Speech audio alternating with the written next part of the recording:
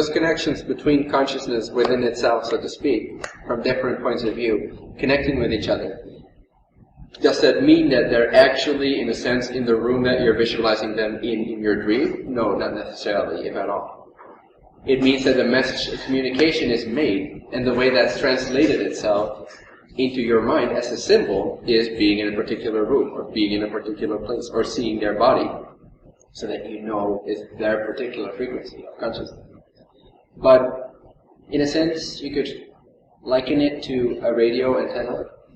Like you tune the radio to find the proper frequency that's already in the air, it's invisible, you cannot see it without the radio. So your mind, in a sense, is the receiver of that particular frequency. And the more we relax, the more expansive our consciousness becomes, the more aware it becomes of these invisibilities, and the more access it has to more channels. So our being, our system, is sort of like a translator of these frequencies. The radio waves in and of themselves don't say anything. They're just waves, but they're translated into sounds that we can understand. So, in a similar way, messages that we get, or communications, or interconnection that's made between consciousnesses, expresses itself in our experience often as a way for us to understand it. Like, it symbolizes it in the form of their body as we remember them. Does that make sense?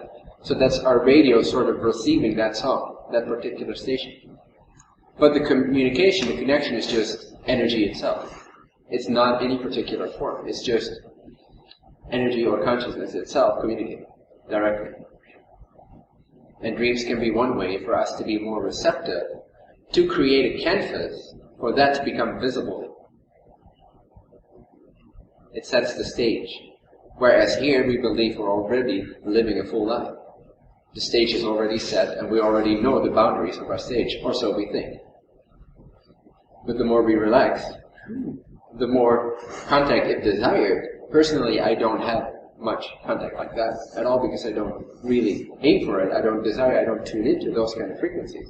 But if you would have that desire, and you would become more relaxed in your own consciousness, more aware of your authentic self, your deeper self, then you'll have more access to that also during your day-to-day life.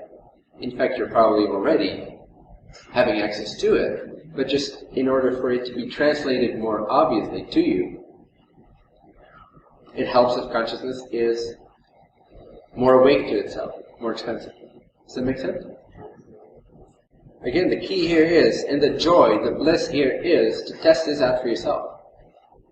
To just try it, give it a shot, again and again and again, and see what happens. And what happens will be perfectly adjusted to you.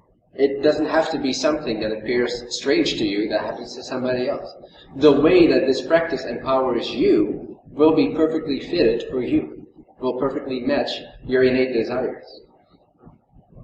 So just try it out and see how it works for you. But it does benefit you in one way or the other. That is my guarantee. If you relax any moment, you have the courage to relax your thoughts for a moment, you will find a benefit of some sort, if even just briefly. But then keep repeating that brief moment and see what happens for yourself. It will empower you in the unique way that you are one expression of the One.